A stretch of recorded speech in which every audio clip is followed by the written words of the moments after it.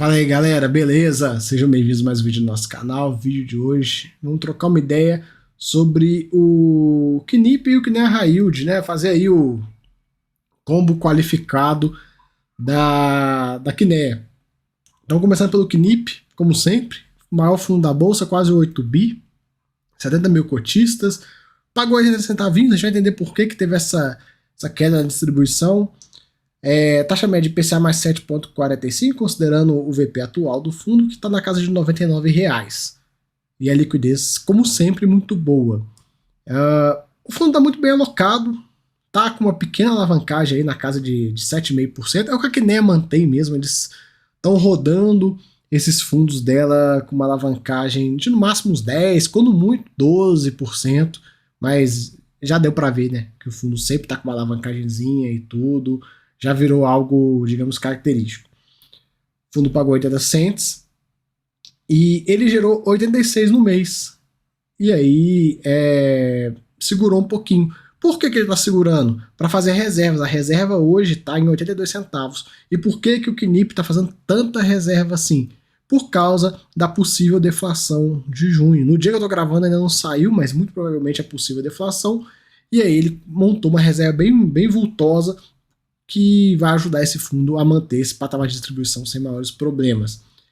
Ele faz aquele comentário de sempre, né? Os CRIs da carteira utilizam a variação do IPCA referente aos 2 meses anteriores. No caso, foi o IPCA de abril, de 0,61, e maio, 0,23. Próximo mês, qual que vem para conta? Maio e junho. Então vai vir de 0,23 e muito provavelmente um de 0 ou de menos 0,1. Então vocês vão ver o resultado desse fundo caindo mais ainda. Movimentações, ele fez um pequeno aporte, pequeno mesmo, 7,3 milhões, é dia de pinga para ele, numa operação de desenvolvimento extremo, uma operação de um galpão logístico, e uma taxa bem legal, né? Pegou aí uma taxa boa. Vocês vão ver no vídeo do KNSC, o KNSC pegou uma subordinada, se não foi uma subordinada dessa operação, uma taxa maravilhosa, cara. Vocês vão ver. Fundo hoje com as alavancagens, né, compromisso das reservas, reversa, daí 7,5% do patrimônio do fundo, bem tranquilo, bem em linha com o que eles vêm trabalhando.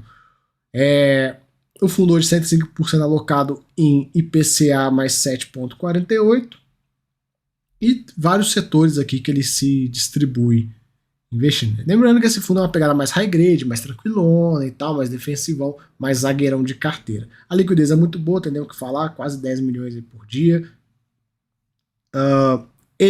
Os fundos da Kinea como um todo apuram o lucro através do regime contábil, de competência, né? Lucro no competência, a gente já conhece isso, já vê isso. É um regime, galera, que ele vai ter o lado bom, assim, a característica dele, né? Quando a inflação vem alta, ele te entrega essa inflação muito rápido pro seu bolso. Quando a inflação vem baixa, também. Então ele é montanha-russa. Não é igual o caso do lucro caixa. O lucro caixa ele é algo mais estabilizado e tal, não tem essas variações muito grandes. O fundo gerou 8,5 para 86, e a gente pode ver aqui, ó, no resultado por cota dos últimos meses, olha só como ele vem gerando e quanto ele vem entregando. Ele vem segurando bastante resultado. Ó. E lá em janeiro, 1 em 1, 92, 91, botou 1 no bolso, 23 e 1,05, botou 18 no bolso, 1,15 e 1, botou 15 no bolso, 1,18 e 1, botou 18 no bolso, 86 e 80, botou 6 no bolso. E olha que interessante, lá na deflação, no auge da deflação, ele gerou negativo 9 centavos e pagou 35. Então por isso que ele está fazendo tanta reserva. Porque se vier um movimento de deflação novamente, claro que não vai ser igual o lá de trás, que foram 3 meses, mas muito provavelmente vai ter um mês só, e numa magnitude muito menor do que foi lá atrás, o fundo vai conseguir entregar utilizando as reservas. Não vai ter queda na distribuição, queda muito forte na distribuição. Isso é bom, então por isso que ele vem fazendo essas reservas. A gente vê aqui os rendimentos mensais, de forma... A tabela a gente já viu ali em cima. Cota desse fundo, próximo a 93, 94 reais, dá aí inflação mais 8,81, líquido por cotista inflação mais 7,81. Carteira dele, tem nem o que falar, uma das melhores carteiras que a gente tem, super diversificadas, quase 100 operações, e durante o mês tiveram alguns acontecimentos, 2 aqui que a gente vai trocar ideia. Esse primeiro, né, uma assembleia que alterou, né, um pouquinho a mecânica de apuração de covenant financeira devedora. O que é esses covenants? São condições que você coloca no CRI que elas são, digamos, de gatilho. Então, JHSF, uma empresa do Estado e tudo. Imagina que você colocou um covenant que a dívida líquida dividida pelo EBITDA tem que ser tantos por cento. Tem que dar um valor de X lá. E aí o que acontece? Se a empresa descumprir, ativa uma cláusula dentro do CRI. E aí, pode ser pedido de novas garantias, a empresa vai ter que botar novas garantias nesse CRI, pode ser o vencimento antecipado automático da operação. Então tem vários gatilhos que ficam amarrados nesses covenants. Então o cara coloca, sua dívida líquida não pode passar tanto. Tá. Vocês entenderam? Você coloca várias condicionais aí financeiras para travar a operação. Se a empresa descumprir, ela vai ter que dar uma contrapartida. Desde inserir mais garantias, desde uma assembleia para deliberar o vencimento antecipado automático da operação. E aí, ele colocou, né, teve essa alteração com aprovação, limitador decrescente ao longo do tempo, trazendo segurança para a operação.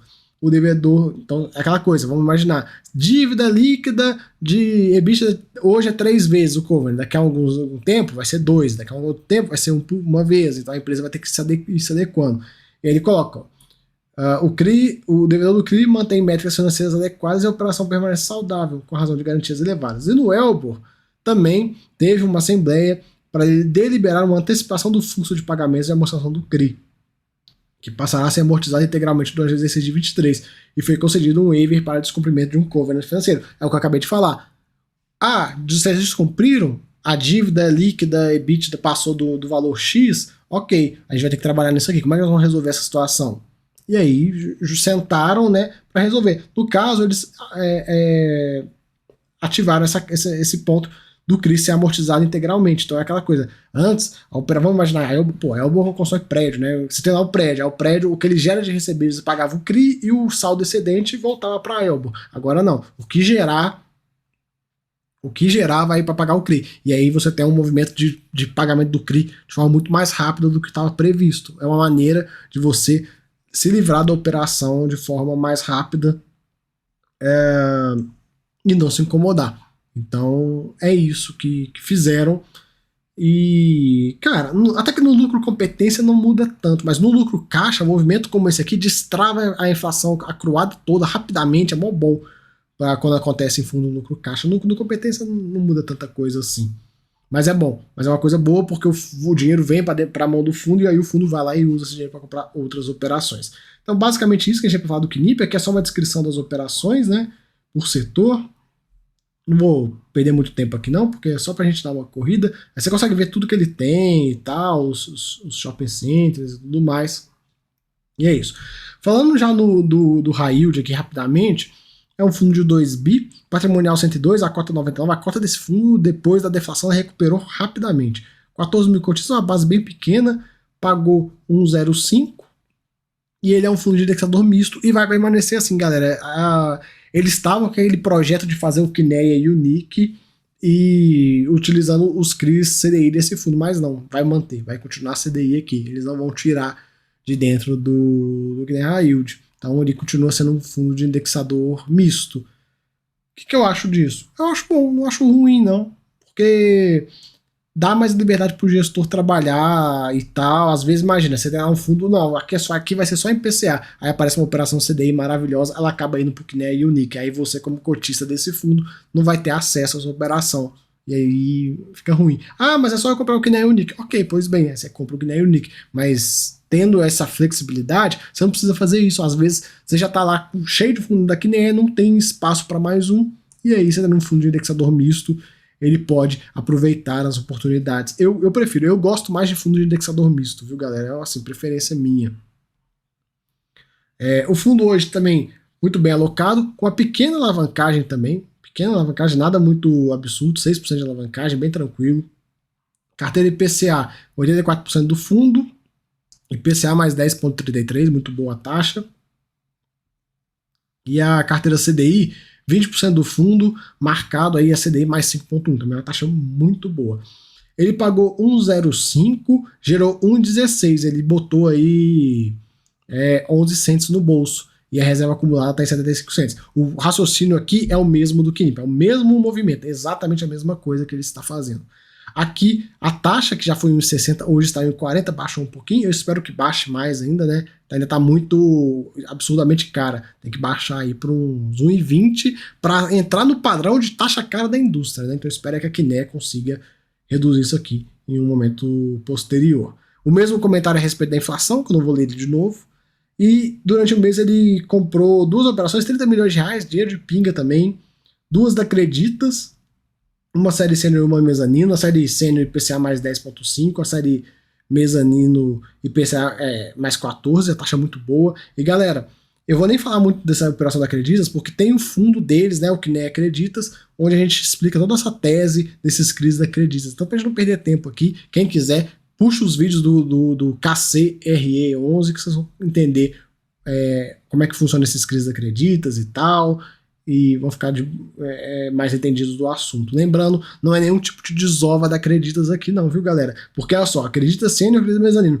A subordinada, quem tá com a subordinada das suas operações da Creditas? A própria Creditas. Então sim, se for desova, a Creditas vai se ferrar primeiro nessa história. Hoje ele com a alavancagem de 7%, bem tranquilo aí. Aqui a carteira dele como tá entre CDI e IPCA. Alocação por setor, bastante residencial que esse fundo tem. A liquidez também é muito boa, nem o que falar. Gerou 1,16, pagou 1,5, e o mesmo, o que aconteceu no KNIP acontece aqui. Ele também foi fazendo reservas durante esse primeiro semestre do ano. Olha lá, gerou 75 cents de reserva. Aqui os últimos pagamentos, a gente consegue ver. A cota dele, a 99,50, dá aí líquido pra gente IPCA mais 9,79. Legal. Poderia ser mais, né? Se não tivesse com essa taxa de administração tão elevada. Uma pena. Eu espero que um dia essa taxa reduza.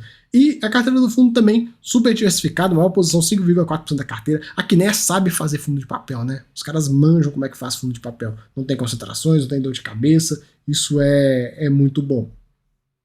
E aqui, ó, a gente teve uma movimentação nesse CRI Edifício Luna. Ele coloca, ó, foi concluída uma etapa importante no desenho desse CRI. É um CRI de o término das obras, com a emissão da BITS. Com a etapa de construção concluída e a redução deste risco, né, risco de obras, realizaram uma GT para a concessão de uma carência temporária no CRI, durante a fase de locação das torres. Não é aquela coisa, o cara agora quer uma carênciazinha. E, para ter a carência, fizeram uma substituição nas garantias da operação. Então, vocês conseguem ver que é sempre um perde-ganha, essas negociações, e o resto do relatório tem mais nada. Deixa eu trazer aqui para mim, só para a gente conversar. Vocês conseguem perceber que é sempre um perde-ganha? Nunca é um ganha-ganha-ganha, é sempre um perde-ganha. Então o fundo vai lá, no caso do KNIP, perde um lado, mas ganha do outro, ganha do outro e perde aqui e tal. Sempre é um perde-ganha. Essas negociações são assim, galera. O grande problema são fundos onde não existe o perde-ganha. Só quem ganha é o devedor e o fundo fica se vendo nessa história. Vocês sabem de que eu tô falando. Aí fica difícil. Mas na grande maioria das renegociações é o que acontece. Você perde de um lado, ganha do outro. Eu vou te dar uma carência, mas me dá uma garantia. Você descumpriu um covenant, beleza, então vamos fazer esse CRI ser amortizado o mais rápido possível. E aí você vai fazendo um jogo, né? Joga pra lá, joga pra cá e tudo mais, e vai levando. É assim, crédito é assim, vão ter problemas no meio do caminho, vão ter renegociações no meio do caminho. A grande questão é se a renegociação, se a negociação é justa com o fundo. Porque tem fundo aí que não é. Tem fundo aí que tá dando waiver pra um monte de gente, o fundo não recebe nada em troca, né? Te dou um monte de waiver, as garantias continuam as mesmas e segue o baile. Aí é complicado, né? Então a gente vê aí o que no mundo normal tem que acontecer, que é o que aconteceu nesses dois fundos aí, nessas renegociações, beleza? Então galera, valeu aí, tamo junto, até a próxima, fui!